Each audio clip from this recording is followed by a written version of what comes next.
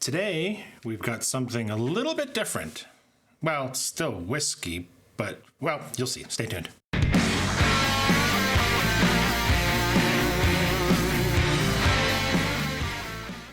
Hello, YouTube, and welcome back to Happy Hour. It is me, proprietor of Hello, YouTube. Welcome back to Happy Hour. Like I said in the intro, we've got something kind of interesting, I think, a little different, a little unique. It's still whiskey, but we've got an Indian whiskey, an Indian single malt whiskey today. So here I have Amrut Fusion single malt whiskey. So this is kind of a cool whiskey. I've had this for a little while. I've had it for probably a year now, actually. I've gone through not quite half the bottle. But, you know, I really started kind of, I know there's so many damn whiskeys out there. I say it so many times, just within Scotland, you know, let alone when you start to venture out to Ireland and Wales, and even England's got some interesting whiskeys. But the rest of the world is really kind of starting to I don't want to say catch up, but maybe at least dive into those types of flavors and those interesting single malt whiskey styles. And really, I think kind of two of the bigger ones that are jumping out to me, at least, are India, two of the bigger regions, or I should say countries, India and Singapore. Is that where Kavalan's from? I think Kavalan, I believe, is Singapore. And then Amrut is from India. So there's, I've seen about a handful of different Amruts. Some of them got some are really well regarded in the industry. At least, you know, this one I think had a whiskey Bible. You know, take it for what it is, but 97 points on Whiskey Bible. There's a Naranya, I think it's called. That's which means orange. That's supposed to be really, really good as well. I think even one of somebody in one of the comments had mentioned it, but I haven't found that one yet. But anyways, this Amrut Fusion, I thought this was kind of cool. When I saw it, it piqued my attention at least to give it a try and buy it. So this is a fusion of barleys from the Himalayas. So they've actually malted barleys that they got from the foot of the Himalayas. And then they've also got some malted barley from Scotland, hence the fusion. That's where the fusion word comes from. So it's barleys both from India and from Scotland. It said on the package, I think, most of the Scottish barleys were peated. So there's obviously going to be some peated influence in here. But I thought that was kind of a cool idea unto its own. One of the interesting things with at least India and Singapore specifically with whiskeys, kind of like the U.S., like, you know, the way we do our bourbons is they don't need to age as long to get a lot of the flavors out of the barrels because of the climate. You know, this is a non-age stated whiskey, but I can imagine that just based on the climate, 3-4 years, there's potential, I guess, to get a lot out of the barrel in 3 or 4 years that maybe because of the Scottish climate, may take a decade or so. So anyways, let's dive in and see what we got. Well, first, so Amrut Fusion, it's 50%, which is pretty cool. And it also said on the back of the tin that it's non-color added and non-chill filtered. So other than the age statement, it's ticking all the other boxes, right? High ABV, no color, and non-chill filtered. So that's kind of cool. Let's dive in. I'm going to pour a little dram because I'm actually shooting this video before lunch. Not that that's stopped me in the past, but I'm going to work my way up to it today. All right, so let's see what we get on the nose.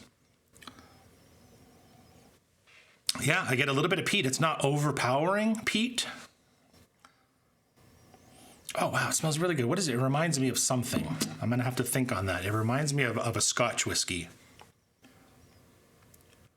So I get a little bit of peat, maybe a little bit more than like a Highland Park. I find Highland Park to be relatively mildly peated, but I can still smell the peat in it. But for me, it's not overpowering. This may be a little bit more than a Highland Park.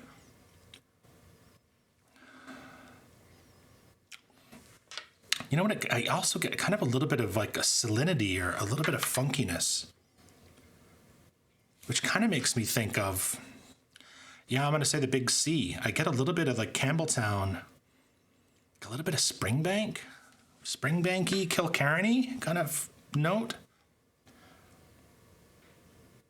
But there's also some brighter fruit. So I think this is where like the young whiskey comes through, but not so much in a way of a Scottish young whiskey. Like the Scottish young whiskeys that I like some of the non-age stated I don't know, like Aaron La Cranza Reserve, or some of those where they're probably 3, 4, 5 years old, whatever, in a mix of whatever. They're really bright and fruity, really, really bright fruit.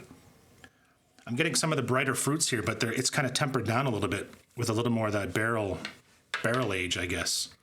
Which again, is probably has to do with that climate, because I doubt it's very old whiskey. Yeah, the peat kind of goes away a little bit after you nose it a few times. And you're left with kind of a nice, it smells like a nice, I know I just said Campbelltown, but it smells like a slightly peated Highland to me, Speyside Highland. All right, I'm going to give it a little sip. I'm going to add a little bit of water on this after just to see what it does.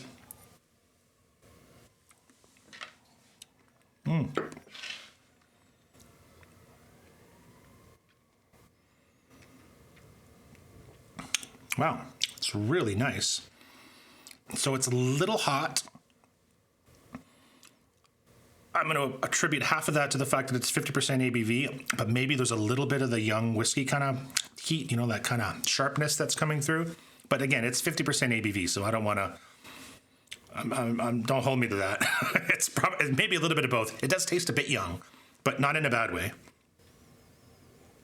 But I get a little bit of peat, again, kind of Highland Park, Springbanky 12, it reminds me of a little bit. I know that's kind of it's a whiskey that people hold in a lot of regard, and I'm not saying it tastes like it, but I'm kind of getting these notes, right? These feelings.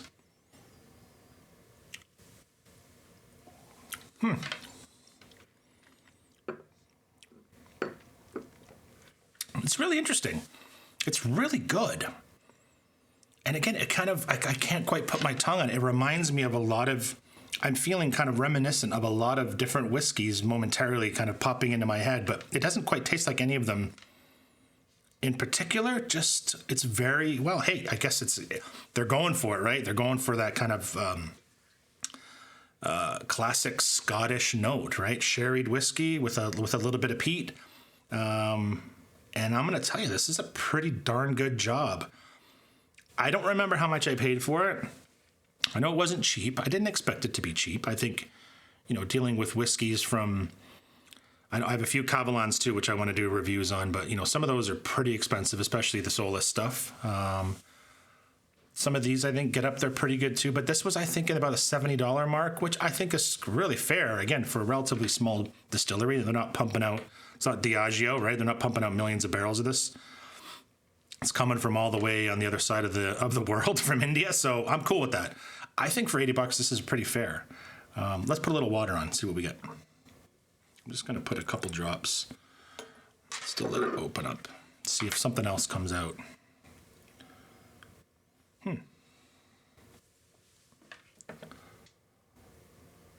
Right away, normally it takes a minute for me, but right away I get a little more of those brighter fruits, like almost like a little bit of orange or citrus. But there's still a little bit of that sweet plummy. It's almost kind of like a chocolatey citrus, like an orange.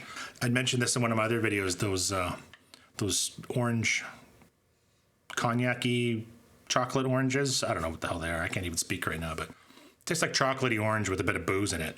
There you go. Yeah, a little more of the brighter fruits kind of come out on the nose. On